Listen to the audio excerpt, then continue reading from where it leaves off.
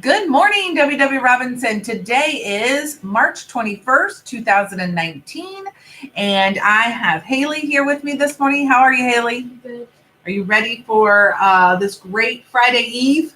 Yes. Yes, it is Thursday, the second favorite day of the week. Friday's our favorite, right? Okay. And it is day 1 in our rotation. And tell us what's for lunch today. Taste of South, oven fried chicken, mashed potatoes, broccoli, peaches, choice of juice, biscuit, choice of milk. All right. Sounds like a pretty good lunch. And we have Landon here to tell us about the weather. Landon, come on over. All the way over here. And I'll hold this up so we can see you. Tell us what's the weather today. Rainy. It is rainy and cloudy, isn't it? Yeah. Did you get wet coming in this morning? A little bit. Yep. I hope the sun comes back out later. You think it might? Well, we'll keep our fingers crossed. All right. And we have Michael here to lead us in the pledge. So please stand.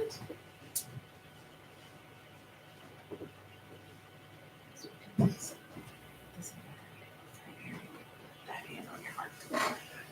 right. Ready? I pledge allegiance to the flag of the United States of America and to the republic for which it stands, one nation, under God, indivisible, with liberty and justice for all. Thank you, Michael. Good job. Please join me for a moment of silence.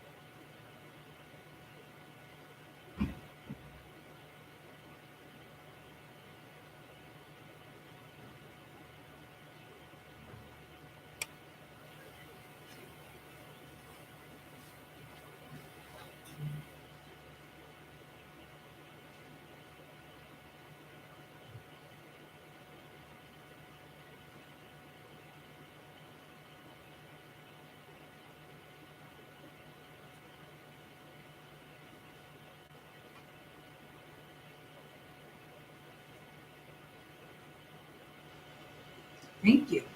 All right. Believe it or not, we have no birthdays today. No birthdays on the 21st for staff or students. So nobody to wish a happy birthday to. We do have Cooper here this morning to give us a quote. So Cooper, come on over. I'll hold this up for you if you want to tell them. It's kindness. Kindness in words creates confidence. Oh, oops. Do you want to tell us what that means? So if you were to say something kind to someone else, it would give them confidence to do something. That is absolutely right. Thank you so much for sharing that. Love it. Good job. Thank you. So maybe we can all practice a little kindness today. All right. Do you have any shout outs this morning? Miss Richie's class, my sisters Riley and Kylie, Jonathan, Brooklyn, Emily, Miss Weimer's class, Miss Short's class. All right. So we are on chapter 11 of our book, and there is actually a picture. So I want to show you the picture. All right. I was more than ready to go home once the school day was finally over. When it's cold or raining, I usually take the school bus, but I don't live that far from school, and mostly I like to walk. After school, my mom is busy taking the twins to one of their many sports practices, and I like to get all my homework done right away. The bus isn't that bad, mainly because I sit up front by the bus driver, but that has its own perils. Our bus driver is 1,000,000 years old, and he wears glasses that are as thick as Coke bottles. I'm not sure he's the best guy to drive a bunch of kids to and from school. Anyway, I told Elvis that we were going to walk home, and then he reminded me we had promised to meet Alexander and Tazy after school. These were the first words he had spoken to me since our big fight at lunch. That's right, I said. Thanks for reminding me. I can't believe I forgot. It's been a long day. For you and me both, he said coldly. Clearly, he was still upset with me. I guess dogs held grudges. We walked around to the front of the school to look for Alexander, but when we got out to the steps, they were almost empty. I didn't see Alexander anywhere. Maybe he forgot, I said. Somehow I doubt that. Oh, right. I guess a kid with total recall doesn't forget anything. Let's wait then. During art class, Mr. D had explained more to me about Alexander and his total recall brain. He told me Alexander can look at a painting and then do a perfect reproduction of it with crayons. He said it was super cool to watch. I'm thirsty. Do you think you can hold the water fountain button for me? Asked Elvis. Sure. I immediately felt terrible. It's pretty bad when your own dog has to ask you for water. We went into the school and found the nearest water fountain. I held the button while Elvis drank. It was a tiny stream of water for such a big dog, so we were there for a while. When we finally got back outside, Alexander and Tazy were waiting for me. Hey guys, sorry I'm late. Elvis needed a drink of water. What time do you have to be home from school? Tazy asked in a serious tone. What? Why? Benj, just answer the question. No particular time, I guess. My mom spends most of her afternoons driving the twins around to sports practices. Hey, don't you have practice after school too? Normally I would, but my dad wants me to rest my arm, so I have a few days off. I'm supposed to run track, but I'm going to skip today. Cool. Are you going to walk home with me and Alexander? I asked. Nope, and neither are you. You know why? Because we're going to go get your good luck thingy back. Alexander piped up. Benji, I've been trying to reason with her, but she won't listen. And I told her that I don't even know for sure that Billy has it. And that what I actually said was that I saw it in the hallway and I thought it was Billy's. And I shook my head. No way, no how. Not going to happen. Never, and no thank you. See, Benji understands this is not a good idea, Alexander said. He looked relieved, especially since we don't even know for sure he has it. Honestly, a little tiny thing like that could be anywhere by now. Nothing ventured, nothing gained. We have no choice but to go for it, said Tazy. Tazy, you don't even know what you're saying, I said. I have a birthday coming up in 7 months. I'd like to live to be 11. I don't think you get it. I spend most of my days avoiding Billy. So if you think I'd go over to his house of my own free will, you're totally wrong. So where you say we have no choice, I say we do. And Alexander and I are choosing no. Benj, come on. Billy's not that bad. And it's not like we're saying you have to go over there alone. We're all going together as a team, like the Avengers. Come on, Alexander. Don't you want to go on an adventure? Why shouldn't we just go see if he even has it? Alexander, don't listen to her. Tell Tazy this is a bad idea, I said. It was clear Alexander was stuck in the middle of us. I honestly don't know what the right thing to do is. I don't think I deserve a vote. Also, I'd like a little more information about what it is we're talking about. When I saw it, I really didn't look all that special. No offense. And so maybe Billy didn't even take it. Maybe someone else picked it up and didn't realize its value and it got accidentally thrown away or something. It's a titanium lug nut that my dad gave to me when I was 5. It's from an actual rocket that went to the moon. My dad's a rocket scientist.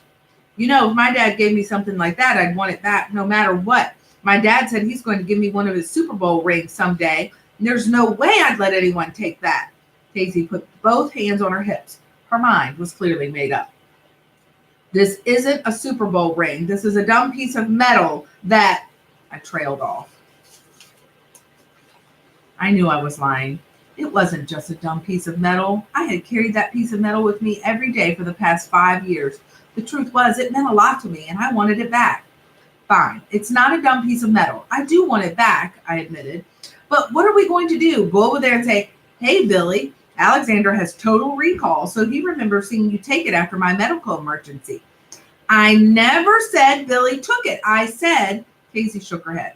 Less talking, more doing. Come on, this is crazy. Maybe he has it. Maybe he doesn't. But if he has it, we'll get it back. And if he doesn't have it, we'll keep looking. But at least we can say we tried. Life is about trying.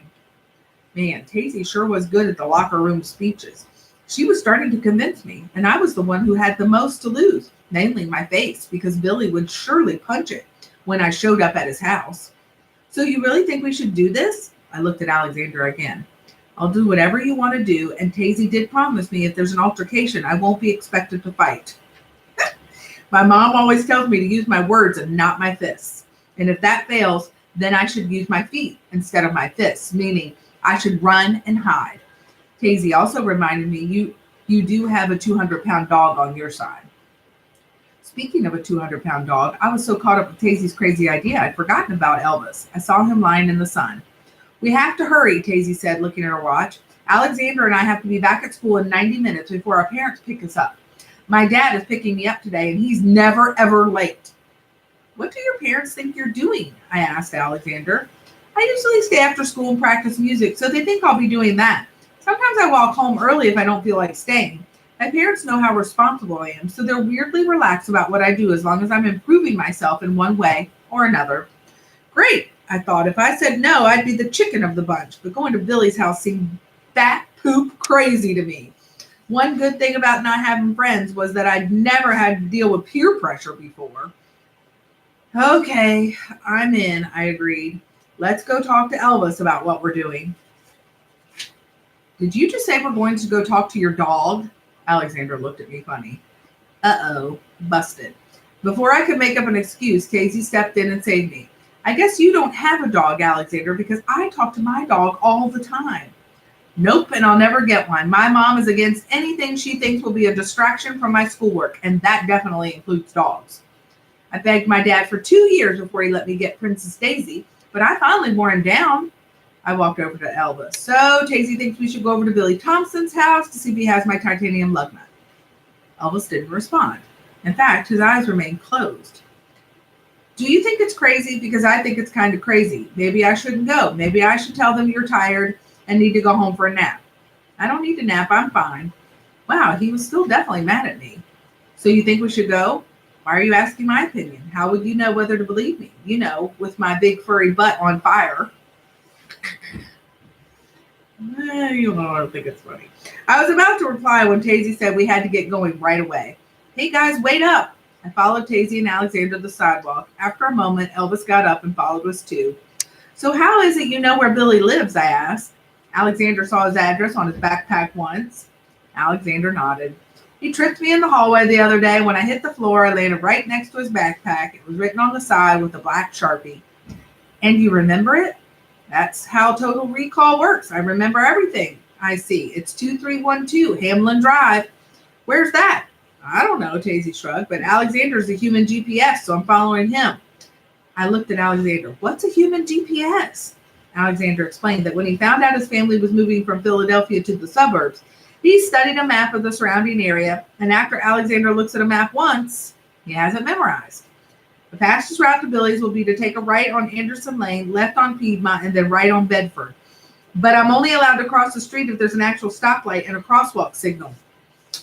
So I came up with a secondary route where we take a right on Anderson Lane, cross at the light, and go through Brookhaven Park, which will take us to Montgomery Street, where we turn right on a Hamlin Drive.